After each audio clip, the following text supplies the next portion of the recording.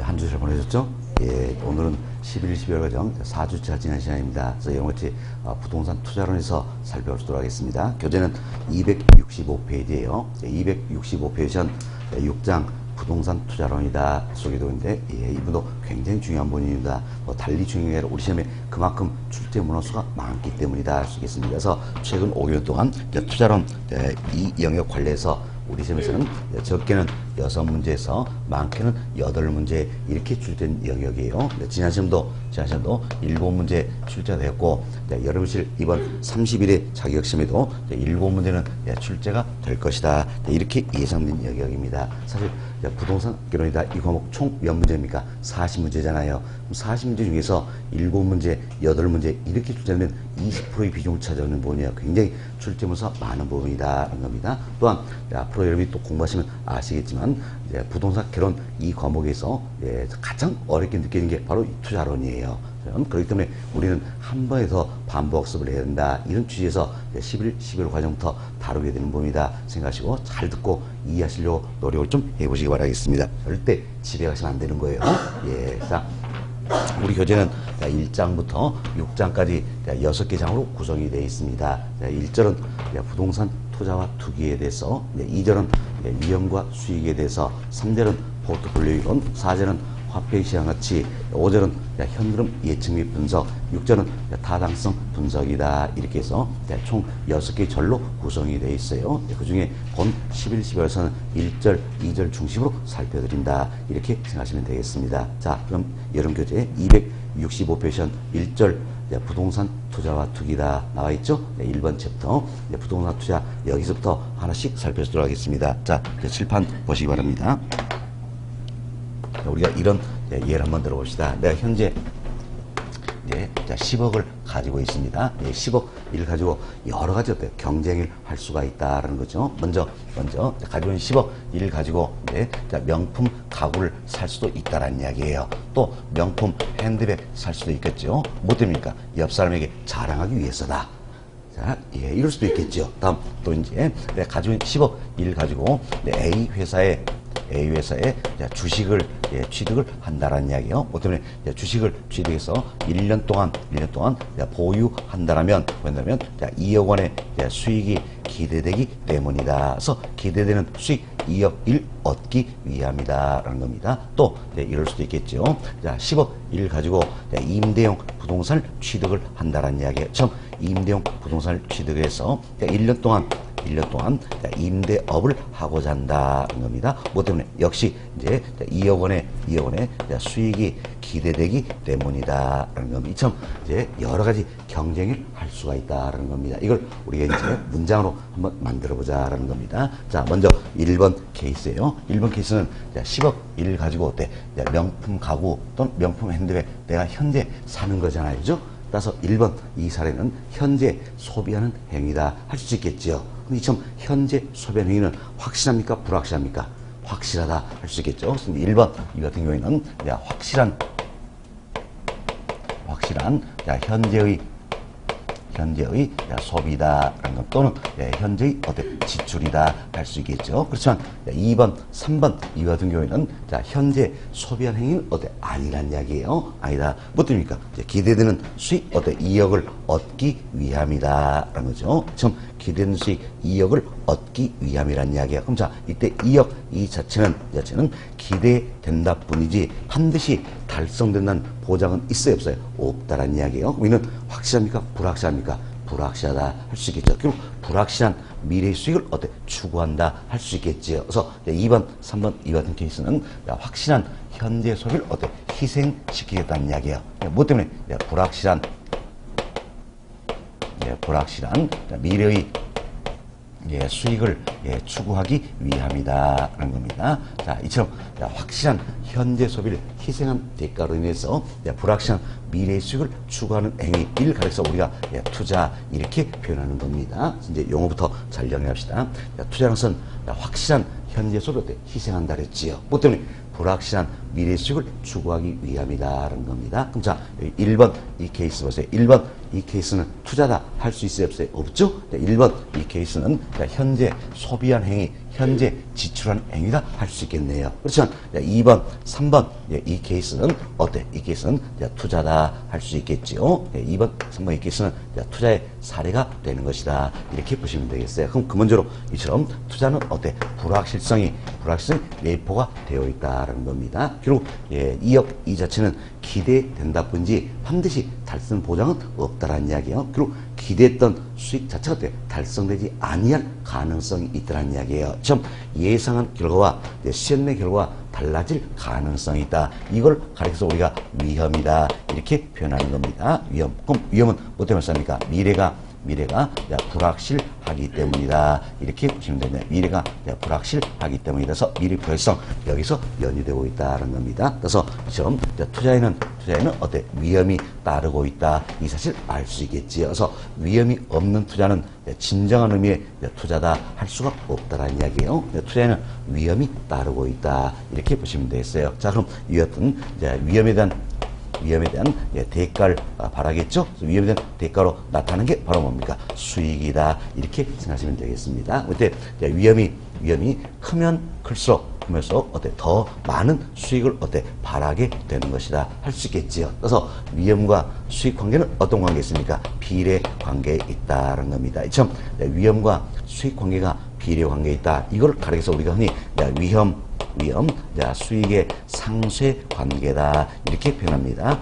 위험, 수익의 상쇄 관계다. 자, 여기서부터 한번 살펴봅시다. 여기 보세요. 제가 위험, 수익하고 이 기호를 넣어드렸어요. 이 기호는 빼기 이런 뜻이 아니에요. 이 기호는 명사와 명사를 연결시킨 고리 역할을 하는 것이다. 흔히 하이픈 이래 표현 신경 쓰였습니다. 바로 어떤 위험 수익 이렇게 읽으시면 되는 거예요. 그리고 여기 보세요. 상쇄 관계다 이 표현이 있어요.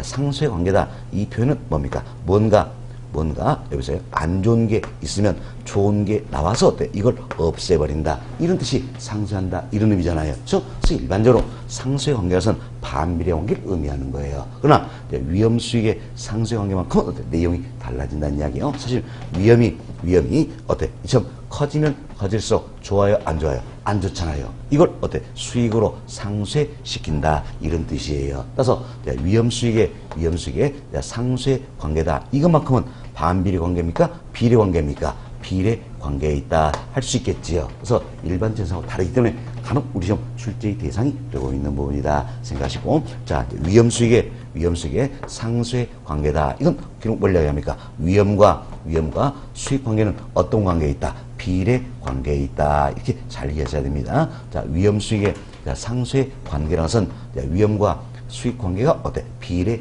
관계에 있다. 이렇게 생각하시면 되겠습니다. 다음은 이제 투자의 대상이 무엇이냐?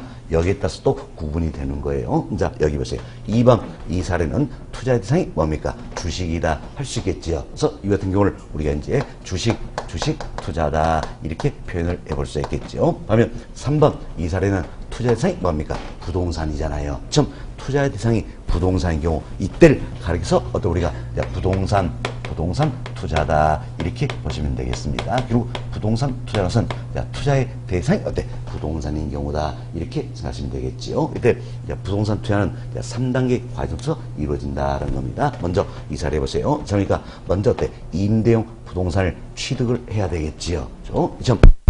자, 취득.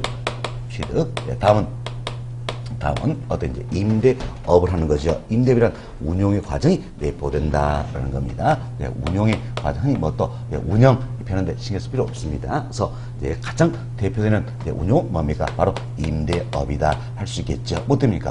부동산은 오래 쓸 수 있기 때문이다. 그래서 영속성, 내구성 등의 특성이 있기 때문에 임대업이 가능하잖아요. 그래서 운용의 가장 대표적인 예가 되는 게 임대업이다. 그래서 우리가 투자를 해서는 이제 임대용 부동산 일 중심으로 설명이 된다. 이렇게 보시면 되겠습니다. 저는 이처럼 일정 기간 동안 임대업을 한다는 이야기예요. 그리고 취득했던 임대용 부산을 처분을 하게 된다라는 겁니다. 이처럼 부동산 투자는 크게 3단계 과정에서 이루어진다는 이야기예요. 먼저 취득이지요. 다음은 운용, 그리고 처분이다. 이렇게 생각하시면 되겠습니다. 자, 이렇게 해서 저희들이 이제 부동산 투자의 의 여기까지는 다 말씀을 드렸어요. 교재 간단히 살펴드립니다. 자, 여러분 교재 보겠습니다. 265페이지예요. 자, 265페이지 한 1번 챕터 부동산 투자다 소개되고 있죠. 그래서 1번 챕터 부동산 투자 옆에다가는 별표 7개 해두시면 되겠습니다. 네, 별표 7개다 생각하시고 양월 1번 첫 번째로 보세요. 예, 자, 투자란 확실한 현재 소비를 희생하여 이해된 보상으로 불확실한 미래 수익을 주관행위를 말한다는 거죠. 즉 장래의 현금 수익과 현재의 현금치를 교환하는 행위다. 예, 설명 다 드렸죠? 자, 이러한 투자 대상이 부동산일 경우 부동산 투자라며 부동산 투자는 취득, 운용, 처분의 3단계로 이루어진다 시겠습니다. 동으로 1번 부동산 투자에는 미래에 대한 불확실성이 내포되어 있으므로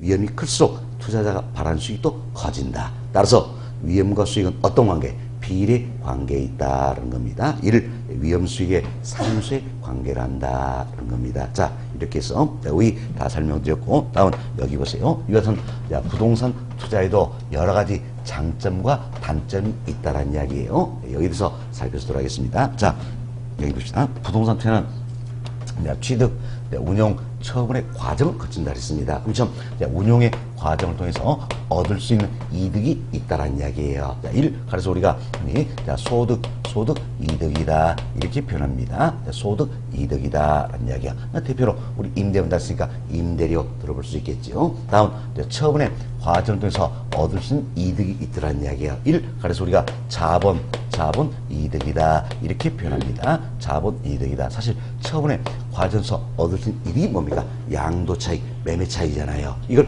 우리 이제 자본 이득이다 이렇게 표현하는 겁니다. 그렇죠?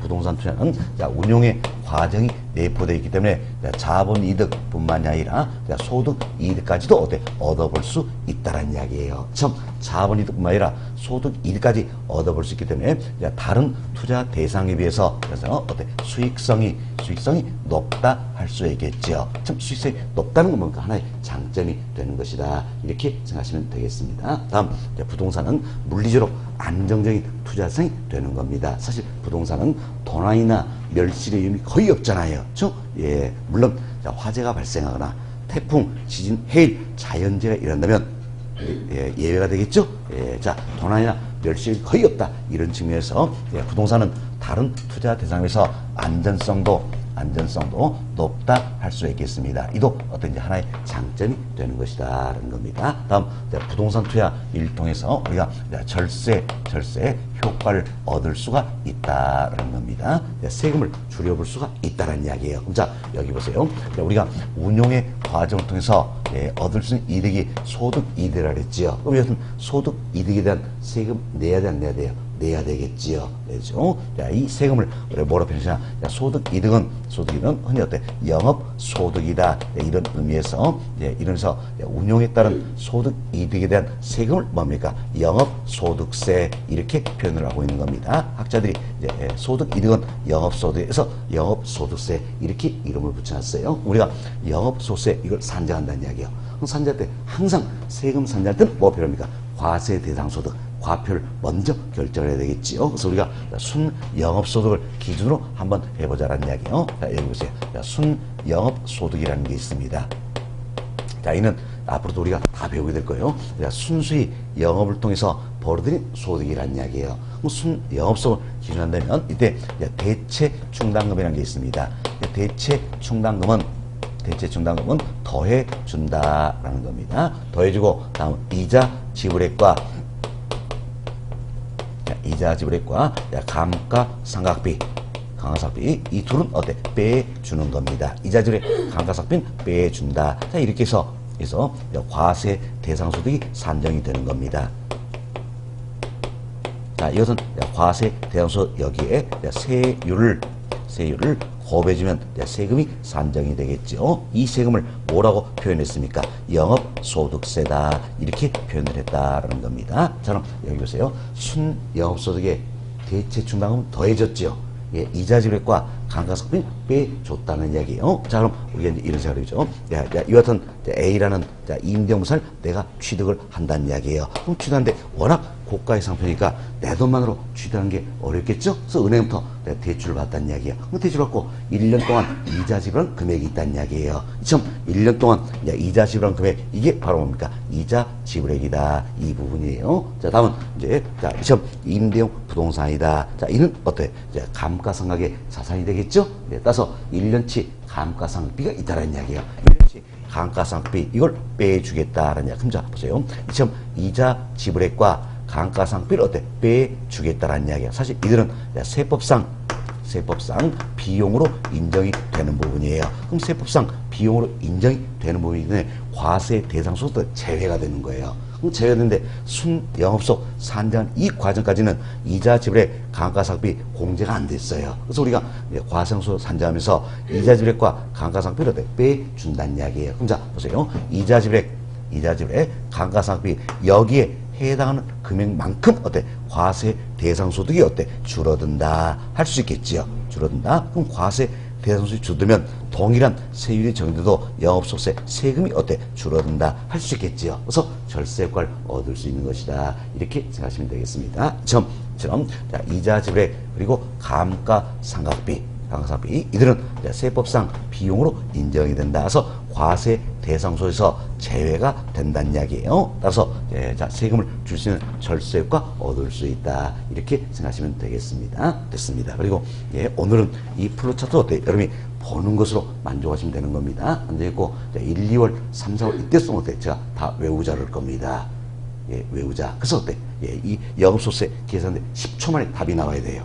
그게 우리 시험이에요. 그만큼 우리가 앞으로 연습을 하게 된다. 표정들이 아주 안 좋았습니다. 걱정하지 마세요. 연습시켜 드릴 테니까.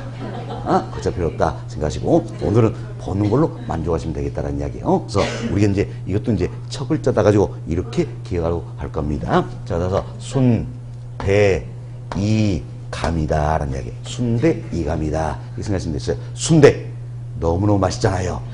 그렇죠? 안 좋아하시나요? 예, 저 문장 좋아해요. 옆에 딱 하나가 더 있어야 되겠죠. 처음처럼. 그렇죠? 기가 막.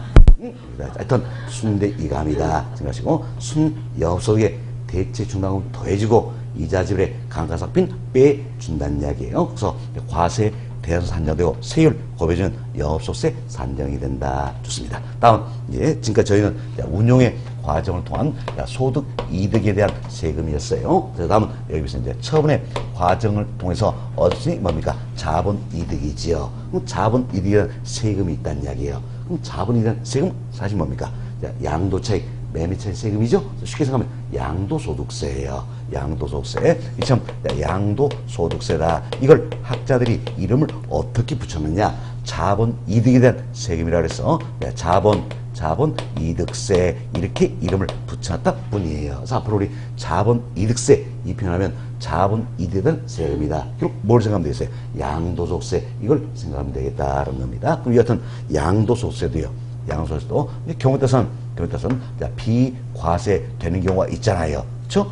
비과세 되는 경우도 있다. 또 경우에 따라서는 감면 되는 경우도 있다라는 이야기야. 이를 통해서 절세 효과 얻어볼 수 있어요, 없어요? 있다. 이렇게 생각하시면 되겠습니다. 처럼 부동산 투자를 통해서 절세 효과를 얻을 생각도 하나의 장점이 된다. 이렇게 생각하시면 되겠습니다. 자, 다음은 부동산은 저당권 설정이 가능하지요. 저당권 설정이 가능하기 때문에 저당권을 설정하고 은행부터 대출을 받을 수 있죠. 자금을 융통할 수가 있다는 겁니다. 그럼 자금을 융통한다는 이야기는 남의 돈을 활용하는 거지요. 이처럼 타인 자본을 활용을 할 수가 있다는 이야기야. 그럼 타인 자본을 활용해서 자기 자본에 대한 수익률을 높여볼 수 있다는 겁니다. 자, 그럼 보세요. 이제 이처럼 남의 돈 써서 내 돈에 대한 수익률을 높일 수 있다면 내 입장에선 좋아요, 안 좋아요? 좋잖아요. 이렇게 표현하는 겁니다.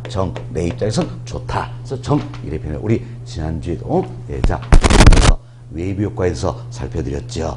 제3대 내 입장에서 외적인 면에서 긍정적 영향을 받더라는 이야기예요. 좋다. 이 뜻 뭐랬습니까? 정의 외부 효과, 외부 경제다 표현했죠. 다음 제3대 내 입장에서 외적인 요에서 부정적인 영향을 받는다는 이야기예요. 안 좋다는 이야기예요. 그래서 뭡니까? 부 이렇게 표현했죠. 그래서 부의 외벽과 외부 불경제다 표현했었습니다. 혹시 들어본 적 있나요? 아주 잘 되고 있는 겁니다, 지금. 지금은 하여튼 뭔지 몰라도 저 새끼한테 들어본 적 있는 것 같다. 이 생각만 딱 나면 되는 거예요. 대체로 끄떡끄떡 많이 하시네요. 좋습니다. 하여튼 정 이렇게 표현한다는 이야기예요. 그리고 여기 보세요. 이제 정 타인감을 활용한다. 결국 남의 돈 써서 내 돈에 대한 수익률을 높인다는 이야기지요. 그럼 결국 남의 돈 이거는 뭡니까? 지렛 라는 이야기예요. 이런 의미에서 우리가 이제 정의 지렛대 효과다 이렇게 표현하는 겁니다.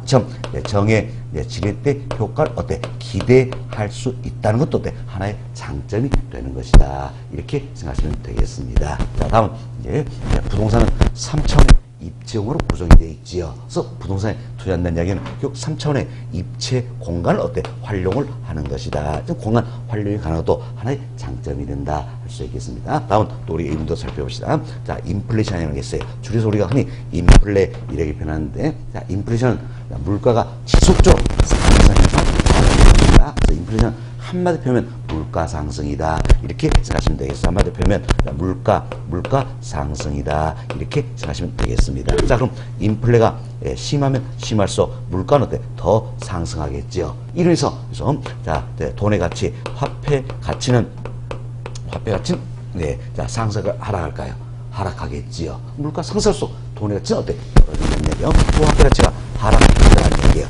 화폐 가치가 하락해서 하락하면 나의 실질 소득은 감소한 셈이 된다 할 수 있겠지요. 그렇죠? 인플레 이론에서 실소득이 감소하기 때문에 나의 구매력도 저하된다 할 수 있겠죠. 그렇죠? 인플레 이로 인해서 구매력이 저하된다라는 겁니다. 자, 이를 가리켜서 우리는 인플레이션 위험이다 또는 구매력 위험이다 이렇게 표현하는 겁니다. 자, 결국 인플레이는 뭘 답니까? 인플레 물가 상승 이로 인해서 나의 구매력이 저하되는 것을 말한다라는 겁니다. 그럼 이때 보세요. 이제 인플레가 발생할수록 즉 물가가 상승할수록 화폐 가치는 하락하지만 상대적으로 실물 자산의 가치는 상승한다 할 수 있겠지요. 그죠? 부동산은 대표되는 실물 자산이다 할 수 있겠죠. 그럼 내가 부동산에 투자한다는 이야기예요. 그럼 내가 부동산에 투자했을 때 투자 기간 동안 인플레가 발생하더라도 물가가 상승하더라도 부동산 가치 상승분이 있다라는 이야기야. 그럼 부동산 가치 상승분으로 화폐 가치 하락분 이걸 이렇게 방어해 볼 수 있어요, 없어요? 있지요. 이때 방어다 이걸 우리가 뭡니까? 해지 이렇게 표현하는 겁니다. 해지. 결국 부동산에 투자하면 인플레 하에서 그래서 해지가 가능하더라라는 겁니다. 자, 지금 인플레 해지가 가능하기 때문에 구매력이 떨어지는 걸 막아볼 수 있어요, 없어요? 있죠. 즉 인플레 해지를 통해서 구매력을 보호할 수가 있게 된다는 겁니다. 결국 부동산에 투자했을 때 인플레 해지가 가능하기 때문에 구매력을 보호할 수 있다. 이도 투자의 하나의 장점이 되는 것이다. 이렇게 보시면 되겠습니다. 이유도 여러 가지 장점이지만 여러분들은 이런 정도 이해가 되시면 되겠습니다. 자, 다음은 단점도 있다라는 이야기예요. 먼저 우리가 이제 환금성 이걸 한번 살펴봅시다. 자, 환금성은 현금으로 전환할 수 있는 정도를 말하는 겁니다. 자, 부동산은 워낙 고가의 상품이다 보니까 현금으로 전환하는 게 쉽습니까? 어렵습니까? 어렵죠? 그래서 환금성이 매우 낮다라는 겁니다. 우리 지금 환금성이 높다 이런 표현이 최근 출제가 됐어요. 잘못된 거죠? 환금성은 매우 낮다는 이야기예요. 이는 하나의 단점이 되는 것이다라는 겁니다. 다음 근본적으로 부동산 투자에도 여러 가지 위험이 따르고 있다 할 수 있겠죠. 우리가 여기서도 인플레 위험이다 잠깐 말씀을 드렸죠. 지금 부동산 투자에도 여러 가지 위험이 따르고 있다는 겁니다. 이도 하나의 단점이 되겠죠. 다음 부동산 투자에는 거래 비용이 많이 든다는 이야기예요. 여러분이 거래 비용이다 표현하면 자, 공인주사 수수료 이것만 생각하는데 사실 수수료뿐만이 아니라 뭐 등기 비용이라든지 여러 가지 세금 모두가 어때 거래 비용이 포함이 되는 겁니다. 자, 이걸 보려면 거래 비용이 어때 많다는 것도 하나의 단점이 될 수 있다는 겁니다. 또한 부동산은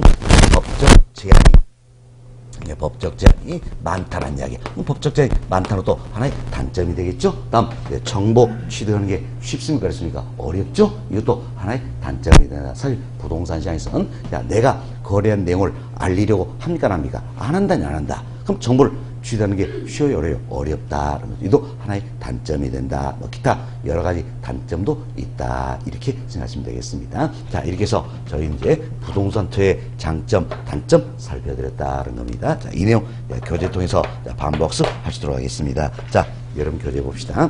265페이지예요. 양월 2번. 부동산 투자의 장점이다. 그런데 먼저 편과로 1번 보세요. 편과로 보시면 고수익성이다. 표현되어 있죠? 이거 뭡니까? 수익성이 높다 할 수 있겠죠. 이는 하나의 장점이 되는 것이다. 라는 겁니다. 그래서 첫 번째 보세요. 부동산은 내구재로 운용에 따른 소득이득과 자, 내구재는 뭡니까? 오래 쓸 수 있는 재화란 이야기예요. 처음에 따른 자본이득의 향유가 가능하기 때문이다. 자본이득뿐만 아니라 소득이득까지도 얻을 수가 있다. 왜? 오래 쓸 수 있는 재화다. 내구재. 이래서 오래 쓸 수 있는 특성 있죠. 내구성, 영속성 이 특성으로 임대업이 가능하기 때문이다. 이렇게 생각하시면 되겠습니다. 여튼 자본이득뿐만 아니라 소득이득까지도 얻을 수 있기 때문에 수익성이 높다. 이는 하나의 장점이 되는 것이다. 라는 겁니다. 다음 편과로 2번 보세요. 고안전성이다. 안전성이 높다. 자, 이도 하나의 장점이 되는 것이다. 이렇게 생각하시면 되겠죠. 지문은 읽어보셔도 되겠고요. 다음 편과로 3번. 절세 효과를 얻을 수 있다는 거예요. 첫 번째 보세요. 이자 지불액이나 감가상각비 등 영업 소재산 역시 비용으로 인정되어 과세 대상소에서 제외된다는 이야기. 우리 설명드렸죠. 자, 이제 이자 지불액, 감가상각비 이들은 세법상 비용으로 인정이 된다. 그래서 과세 대상 소득에서 제외가 된다라는 겁니다. 따라서 과세상 소득이 낮아지겠죠. 그래서 절세 효과를 얻을 수 있다. 그 이야기지요. 그 다음 주 보세요. 경우에 따라서는 양도세 감면이나 비과세 등의 혜택도 주어진다는 이야기예요. 이를 통해서 절세 효과를 얻을 수 있다는 겁니다. 편과로 4번. 정의 제도가를 기대할 수가 있다는 거예요. 그래서 타인 자본 활용하여 자기 자본 수익을 높일 수 있는 정의 제도가를 기대할 수 있다. 이도 하나의 장점이 되겠죠. 편과로 5번에 동그라미 1번 보세요. 자, 인플레이션 해지 수단으로 구매력을 보호할 수 있다. 자, 이처럼 인플레이션 해지가 가능하더라. 그래서 구매력을 보호할 수 있다. 이도 하나의 장점이 되는 것이다. 라는 겁니다. 다음 동그라미 2번. 부동산은 3천의 입체 공간을 써 투자 시 공간 활용이 가능하다. 이도 하나의 장점이 되겠지요. 동그라미 3번.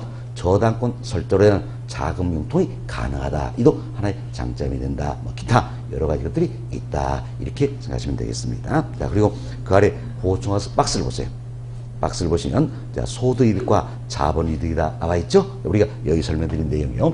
운용의 과정에서 얻을 수 있는 이득이 뭡니까? 소득이득이다. 대표로 임대료 한다면 임대료 들을 수 있겠죠. 다음 처음에 과정에서 얻을 수 있는 이익이 뭡니까? 자본이득이다. 이는 양도 차익, 매매 차익이다. 이렇게 생각하시면서 읽어보셔도 될 내용들입니다. 다음 양보 3번 봅시다.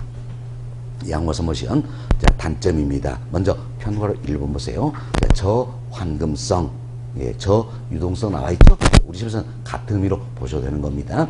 환금성이 낮다는 이야기예요. 낮다. 이는 하나의 단점이 되는 것이다. 이렇게 생각하시면 되겠습니다. 그래서 세 번째 끝부분 보세요. 그 보시면 환금성이 매우 낮다 나와 있죠. 이건 하나의 단점이 되는 것이다. 편과로 2번 위험을 부담한다. 편과로 3번 거래 비용이 많다. 다음 편과로 4번에 동그라미 2번 끝부분 보세요. 법적인 제한이 많고 법률 관계도 복잡하다. 동그라미 3번 자, 끝부분 시장에서 정보 수집이 어렵다. 기타 여러 가지 단점들이 있다. 이렇게만 간단히 이해하시면 되겠습니다. 자, 이렇게 저희들이 부동산 투자의 장점, 단점 다 설명을 드렸고요. 양보 4번 투자 결정 시 고려사항이다. 중요성 없습니다. 다음 양고로 5번으로 넘어갑니다. 양고로 5번은 지렛대 효과다 나와 있지요. 이분도 굉장히 중요한 부분이에요. 중요한데 우리 조금 전에 정의 지렛대 효과를 기대할 수 있다. 이 같은 부동산의 장점이 있다 말씀드렸잖아요. 자, 이 내용 관련해서 더 구체로 우리 이제 살펴보자라는 겁니다. 자, 그럼 여기 보세요. 이제 지금부터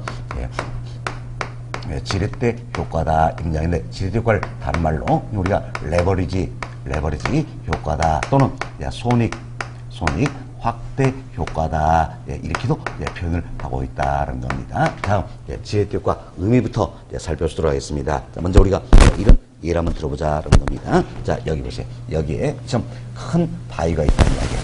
큰 바위인데 이 큰 바위를 내 힘으로 들어 올리는 게 쉽습니까? 어렵습니까? 어렵겠지요. 좀 더 우리가 쉽게 바위를 들어 올리고 있어. 우리는 여기에 지금 막대를 하나 넣는다는 이야기예요. 그래서 막대의 힘을 빌어서 바위를 들어 올려본다. 그럼 좀 더 쉽게 들어 올릴 수 있어요? 없어요? 있지요. 이때 이 막대를 우리가 뭐라 표현합니까? 지렛대 이렇게 표현하는 거죠. 지렛대. 이런 지렛대 이를 활용한다면 결국은 적은 힘으로 큰 물건을 들어 올려볼 수 있다라는 겁니다. 이렇게 해서 지렛대 효과다 이렇게 표현할 수 있겠죠. 그럼 부동산 투자에 이런 지렛대가 어떻게 적용이 될 것인가, 한번 살펴보자는 이야기요. 자, 먼저 우리 이런 사례 봅시다. 자, 이 같은 A라는 임대용 부동산이 있다는 이야기예요.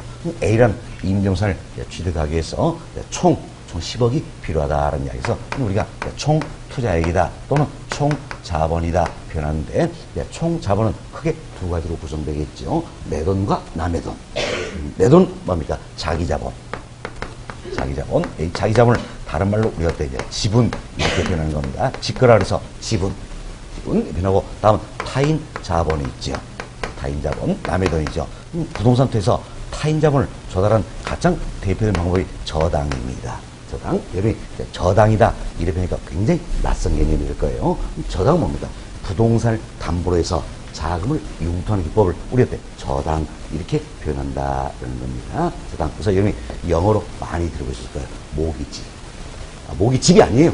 모기지. 이 표현 들어보셨죠? 이 표현 들어보셨어요. 아마 모기지 이래서 대표적인 게 모기지론. 들어보셨죠? 모기지. 이게 우리말로 뭐냐면 저당이에요. 저당. 그래서 부동산을 담보로 해서 자금을 융통하는 기법이다. 그래서 타인자금 저당하는 대표 방법이 뭡니까? 저당이다. 이렇게 생각하시면 되겠습니다. 먼저 우리 합시다. 총 10억이 필요하다는 이야기. 총 10억이 필요한데 이때 경우에 따라서는 전액 자기 자본으로 투자할 수 있어요? 없어요? 있잖아요. 경우에 따라서는 자기 자본으로 투자할 수가 있다는 이야기가 10억. 그럼 이때는 타인 자본을 전혀 쓰지 않았다는 이야기예요. 이게 이제 1번 케이스다. 이렇게 봅시다. 다음, 이제 총 10억이 필요해요. 10억이 필요한데 자기 자본 6억이라는 이야기예요. 그럼 타인 자본 얼마 조달해야 됩니까? 4억 조달해야 되겠죠? 2번 케이스. 다음, 총 10억이 필요하다는 이야기예요. 그런데 자기 자본 5억이라면 타인 자본 얼마 조달해야 됩니까? 5억 조달해야 되겠다. 이게 이제 3번 케이스다라는 겁니다. 그럼 이때 여기 보시면 이제 1번 이 케이스를 보면 전액 자기 자본으로 투자가 이루어졌다 할 수 있겠지요. 그럼 2번, 3번 이 케이스는 타인 자본을 활용을 한다는 이야기예요. 그럼 타인 자본을 활용을 하다 보니까 타인 자본을 활용하기 전에 비해서 자기 자본은 커집니까? 작아집니까? 작아진다. 여기에 비해서 자기 자본이 작아지잖아요. 이처럼 적은 자기 자본으로 자기 자본에 대한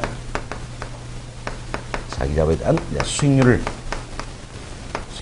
높일 수 있다라면 일단은 마치 적은 힘으로 큰 물건을 들어올려본다. 이 같은 논리가 일맥상통하는 이야기여서 부동산 투자에도 지렛대 효과가 존재한다. 이렇게 생각하시면 되겠습니다. 됐습니다. 자, 그럼 여기 보세요. 지렛대 효과를 얻기 위해서는 적은 자기 자본이 돼야 되겠지요.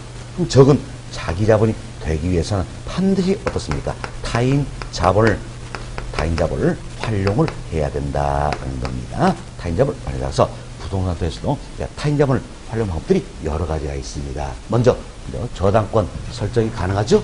저당권을 설정하고 자금을 융통할 수가 있다라는 이야기. 은행부터 대출을 받는다. 이도 타인 자본을 활용한 사례가 된다 할 수 있겠죠. 또 이런 경우겠죠. 전세를 안고 집을 산다는 이야기예요. 그럼 전세 아는 금액만큼은 내 돈이요? 남의 돈이요? 남의 돈이잖아요. 이도 타인자본을 활용한 사례가 된다. 이렇게 생각하시면 되겠습니다. 결국은 자, 은행부터 대출 받아서 부동산에 투자한다는 이야기예요.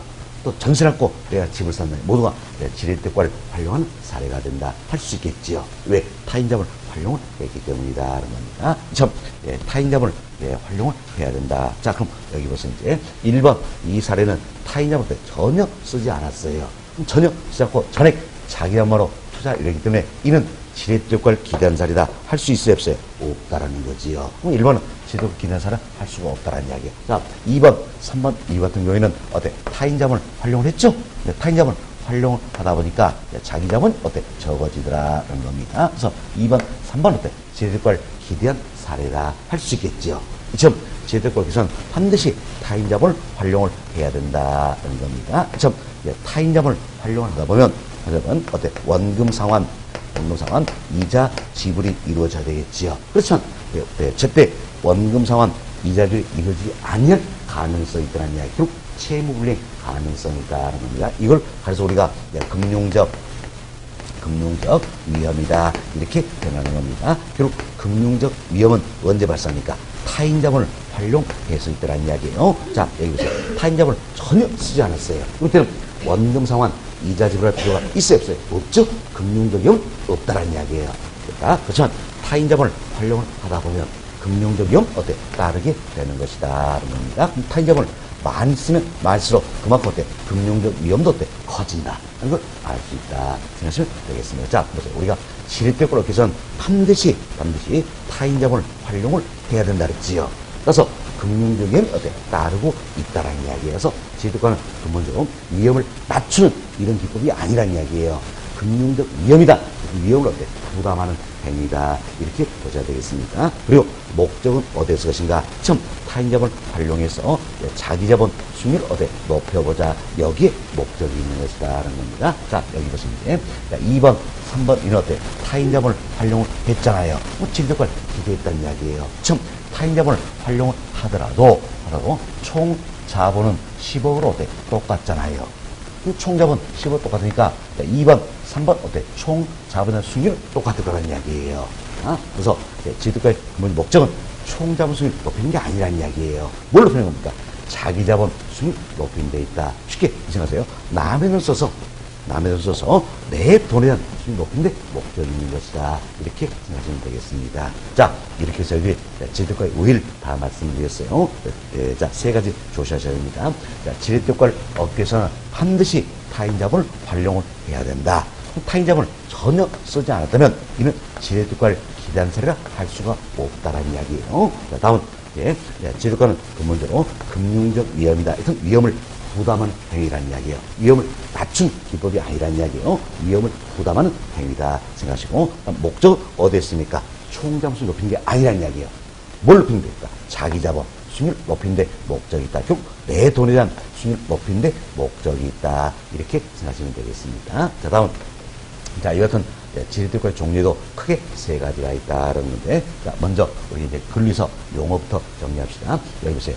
총 자본이 있죠. 총 자본에 대한 수익률이 있을 거란 이야기예요. 이걸 그래서 우리가 총 자본 수익률이다 이렇게 표현합니다. 또는 총 자본은 자, 자기 자본과 타인 자본 합한 거잖아요. 그래서 종합에 따라서 종합 수익률이다 이렇게도 표현을 한다는 겁니다. 자, 다음 자기 자본에 대한 수익률이 있지요. 이를 우리가 이제 자기 자본 수익률이다 할 수 있겠죠. 자기 자본 지분이라서 다른 말로 지분 수익률이다 이렇게 표현할 수가 있다는 겁니다. 다음 타인 자본에 대한 수익률이 있다는 이야기예요. 타인 자본에 대한 수익률이 있다. 자, 타인 자본은 저당이죠. 그래서 저당 수익률이다. 이렇게 생각하시면 되겠습니다. 자, 그럼 우리 이렇게 한번 생각합시다. 내가 은행으로부터 5% 이자율에서 돈을 빌린다는 이야기예요.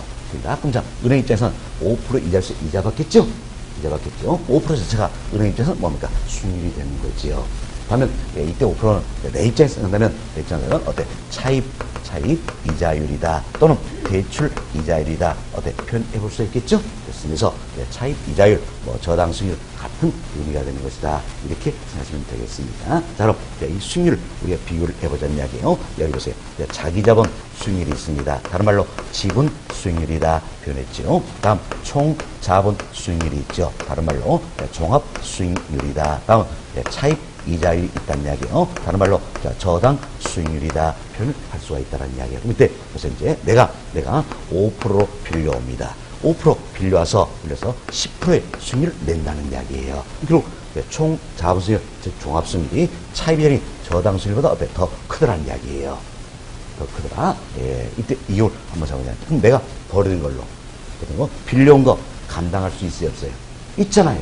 그리고 남는 게 있네요. 남는 것 때문에 내 후tum이 쌓이잖아요. 따라서 이때는 내 돈의 수익률은 총 잠수가 더 높아지게 된다는 이야기예요. 그럼 이 사를 보면 자기 잠수는 최소 때 10%가 더 높다는 걸 알 수 있다는 겁니다. 그리고 이 사를 보니까 자 남의 돈 써서 내 돈에 대한 수익률이 높아졌다는 이야기예요. 즉 남의 돈 써서 내 돈 수익이 높아지니까 내 입장에선 좋아요, 안 좋아요? 좋잖아요. 그럼 내 입장에 좋다. 이걸 해서 우리가 뭡니까? 정의 지렛대 효과다 이렇게 표현한다는 겁니다. 정의 지렛대 효과다. 그럼 정의 지렛대 효과가 발생하는 조건이 바로 뭡니까? 총 자본 수익률 즉 종합 수익률이 차입 이자율인 저당 수익률보다 어떻습니까? 더 커야 된다는 이야기예요.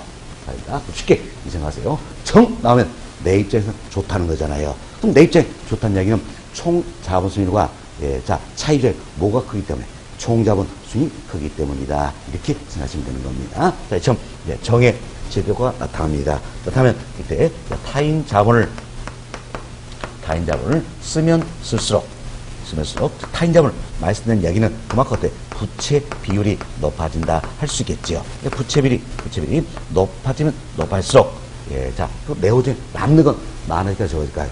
많아지겠지요. 자, 보세요. 정의 지도과는 어때? 이제 남의 돈 써서 내 돈 쓰면 높을 수 있잖아요. 근데 남의 돈 많이 쓰면 할수록 내 돈 쓰면 더욱더 높아진다 할 수 있겠지요.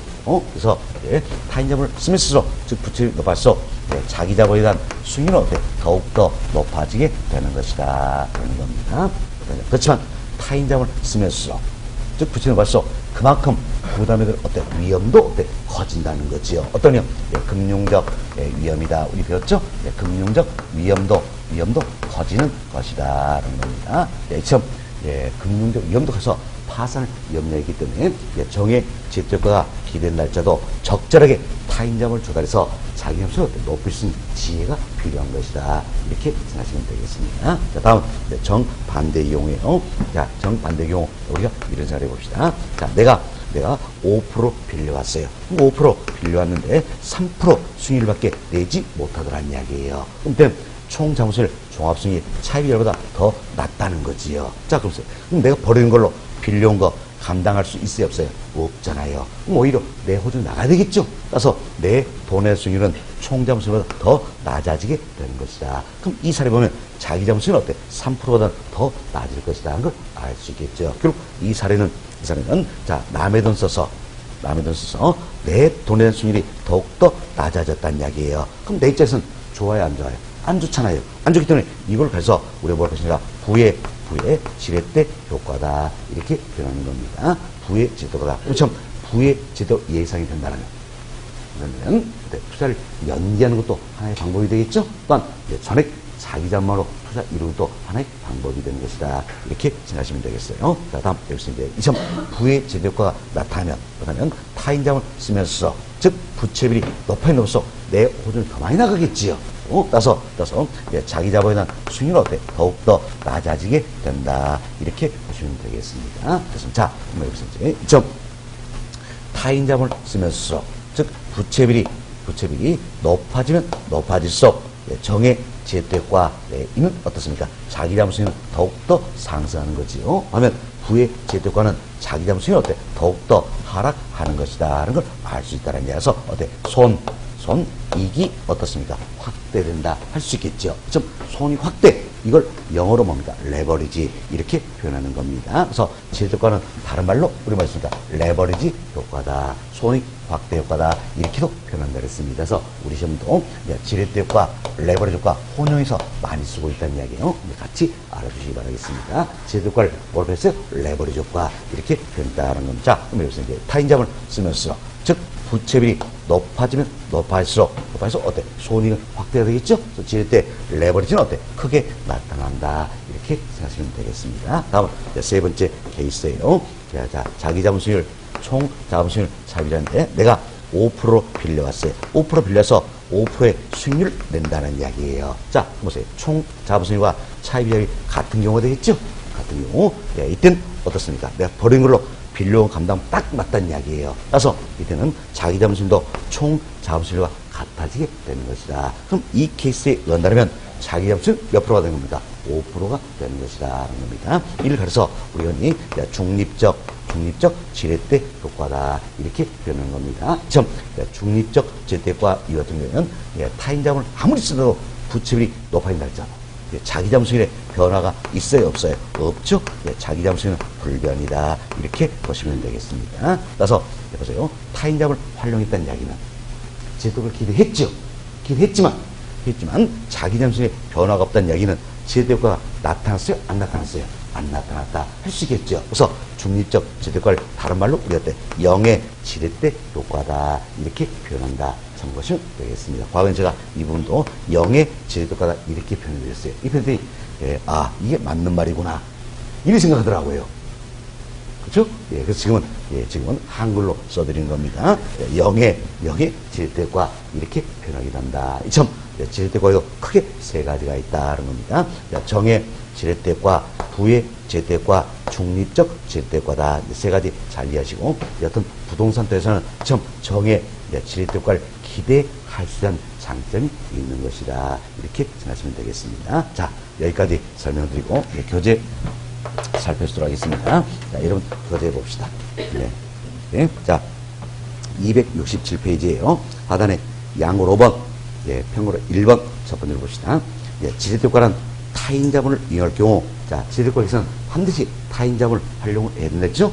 부채비율이 증감이, 자, 부채비율 증감이 뭡니까? 남의 돈 말세에 적겠으냐? 이 문제지요. 부채비율 증감이 어디에?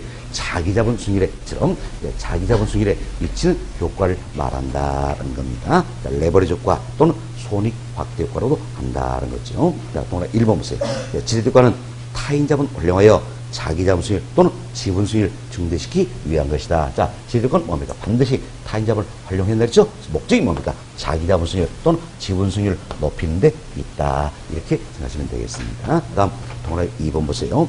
지렛대 효과는 금융기관 이용자 등 차입을 동반하 이룰 때 발생한다. 자, 지렛대 효과에서는 반드시 타인 자본을 활용해야 된다 그랬지요.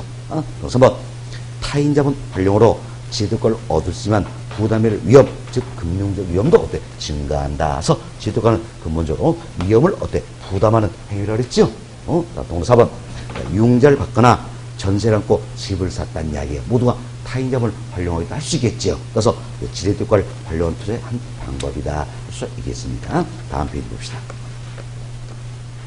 자, 268페이지에요. 평월 2번. 지렛대 효과의 종류다. 순데 먼저 동그란 1번입니다. 박스 보세요. 박스 보시면 첫 번째 이 내용이죠. 자, 여기 보세요. 총 자본 수익률, 즉 종합 수익률이 차입 이자율인 저당 수익률보다 더 크다는 이야기예요. 더 크다. 이때 그 아래점 보세요. 타인 자본을 활용한다면 자기 자본 수익률, 즉 지분 수익률은 어때? 총 자본 수익률, 종합 수익률보다 어때? 더 크다는 이야기예요. 더 크다. 따라서 자기 자본 수익률, 총 자본 수익률, 차입 이자율 이 순으로 어떤 부동호 표시 보시면 되겠습니다. 이게 바로 뭡니까? 정의 지렛대 효과다라는 겁니다. 그래서 기억 보세요. 정의 지렛대 효과는 총 자본 수익률, 즉 종합 수익률이 차입 이자율이 저당 수익률보다 어때? 높을 때, 클 때 발생한다는 겁니다. 2번 같은 의미예요.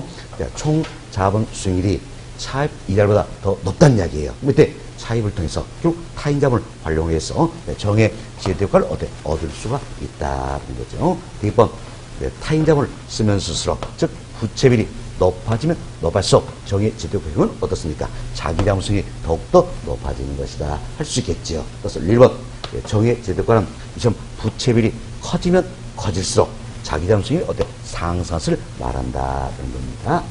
2번 참 타인 자본을 쓰면서 제도권 커진다는 이야기예요. 그렇지만 그대로 어때? 위험도 커지는 거죠. 원리금 상환부담, 즉 금융적 위험도 어때? 커진다는 걸 알 수 있다는 이야기예요. B번 정의 제도권을 예상하고 투자한 경우라도 부채비율이 커질수록 경기 변동이나 금리 변동에 따른 투자 위험은 어때? 증가한다. 이렇게 이해하시면 되겠습니다. 다음 동그라미 2번 봅시다.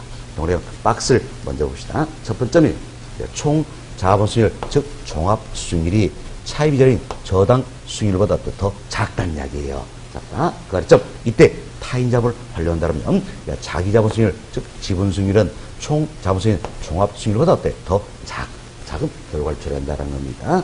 결국 부동을 표시하세요. 자기 자본 수익이 가장 낮죠?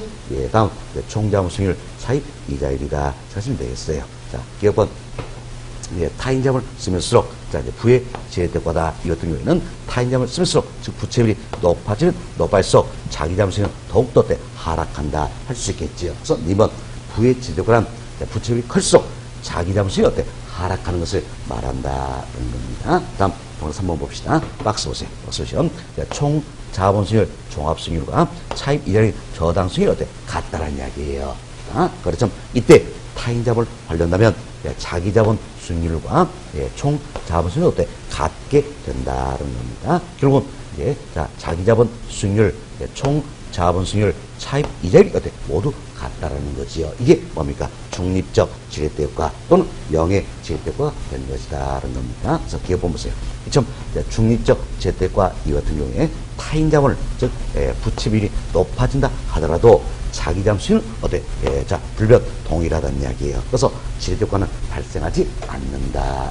사실 타인 자본을 활용해서 지렛대 효과는 기대했죠. 그렇지만 자기 자본 수익에 변화가 없으니까 지렛대 효과는 발생하지 않는 것이다라는 겁니다. 이번 중립적 지렛대 효과는 이처럼 부채비율 변화에도 자기 자본 수익은 어때? 변하지 않는 경우를 말한다. 이렇게 생각하시면 되겠습니다. 됐습니다. 자, 교재는 이런 정도 살펴주면 될 것 같아요. 자, 이렇게 해서 저희들이 이제 지렛대 효과의 의 종류 여기까지 말씀을 드렸습니다. 그리고 계산 문제는 저희들이 3, 4월부터 또 빠르면 1년부터 대비해야 될 거예요. 일단 지문적으로 이렇게 이해하시기 바라겠습니다. 자, 그래서 1번 챕터 부동산 투자다 다 말씀드렸고 다음 여름교재 270페이지로 넘어갑니다. 270페이지는 2번 챕터 부동산 투기다 나와 있죠. 사실 여러분이 부동산 투기다 이 표현도 많이 들어보셨을 거예요. 그렇지만 부동산 투자와 부동산 투기를 구분한다는 게 결코 쉬운 일은 아니더라는 이야기예요. 아주 애매모호하다는 이야기예요. 굳이 우리가 부동산 투자와 부동산 투기를 구분하자면 이런 방법이 있다는 이야기예요. 자, 운용의 과정이 있으면 어때? 투자. 운용의 과정이 없이 단지 취득과 처분만의 행위로 이루어지면 어때? 투기. 이렇게 구분을 해볼 수가 있다. 굳이 구분하자면 이렇게 구분을 해볼 수가 있다는 이야기예요. 참고만 하시면 되겠습니다. 생각하시고 2번 챕터 부동산 투기다. 밑줄 문구가 하나도 없습니다. 20년 동안 한 번도 안 나왔어요. 됐습니다. 그래서 이런 정도만 생각하시면 될 것 같습니다. 자, 그리고 이제 271페이지 보세요. 예제가 들어있죠? 271페이지에 예제. 이건 오늘 다 설명드린 내용들이에요. 선생님이 틀려도 좋으니까 복습하시면서 한번 풀어보셨으면 합니다. 아시겠죠? 그리고 다음 페이지 넘기면 예제가 또 나왔어요. 이분은 계산 문제예요. 저희 추후에 설명을 또 드리도록 하겠습니다. 또 표정이 안 좋아지세요? 계산이 나오니까. 하단 보니까 어때요? 식이 굉장히 많잖아요. 그쵸? 전혀 걱정할 필요 없어요. 우리나라 비법이 있어요. 비법, 암기법 다 얘기하니까 비법 보면 제발 좀 나왔으면 이런 생각이 드실 겁니다. 그래서 걱정하지 마시기 바라겠어요. 자, 여기서 1절 부동산 투자와 투기다. 이분은 다 말씀을 드렸습니다. 잠시 쉬었다가 다음 시간에는 2절로 넘어가도록 하겠습니다.